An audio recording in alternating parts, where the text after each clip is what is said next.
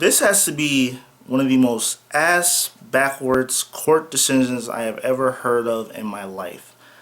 A 16-year-old in northern Texas by the name of Ethan Couch was given 10 years probation after murdering 4 people and injuring severely 9 others.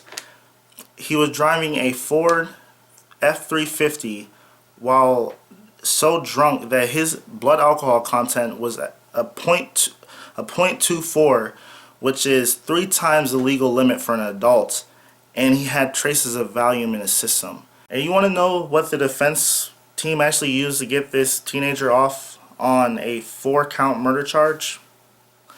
Affluenza. I have never heard of that term before. When I first heard this story from a news website, the title says something like, drunk 16-year-old receives 10 years probation after killing 4 people because he has affluenza. And I actually thought it was influenza and he had the flu. And I was thinking, well, give his ass some Tylenol, then throw his ass in the jail cell.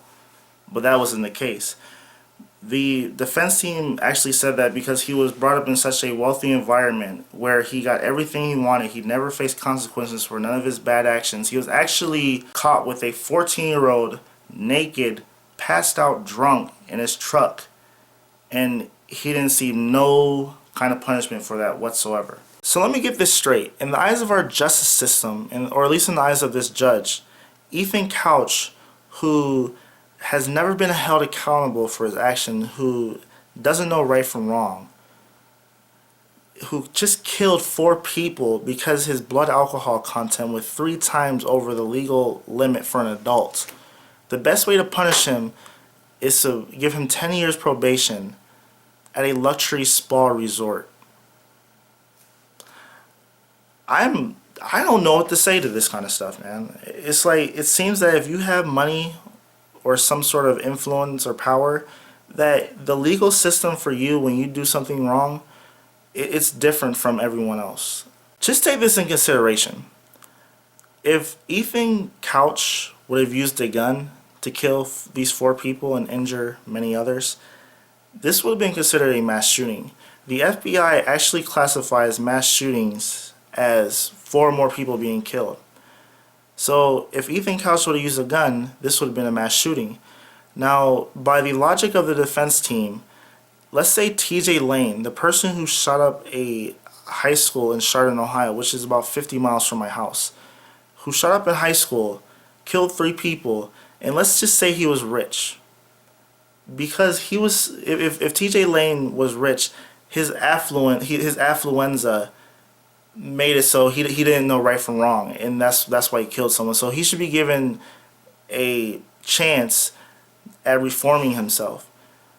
It's insane. He was given 3 life sentences. Why isn't this 16-year-old given a harsh penalty for killing 4 people? Now I'm done talking about this pathetic excuse for a human being, and I want to give a couple moments to talk about the victims and how they ended up at this scene. There's 4 people who were killed.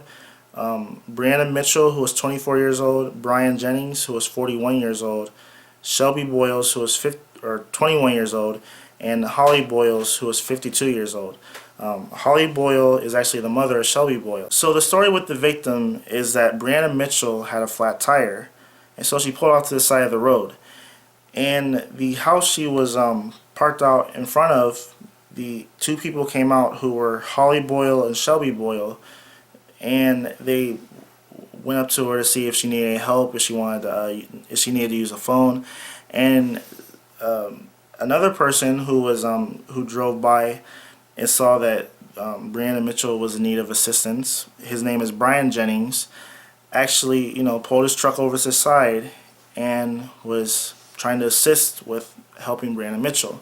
And after hearing the victim's story pertaining to the incident, it upsets me even more, because they weren't just random pedestrians. They were actually 3 people helping another person in a time of need. They didn't have to do that, but since they cared about another human being and they saw someone who needed assistance, they did what most people would do and go out and help them.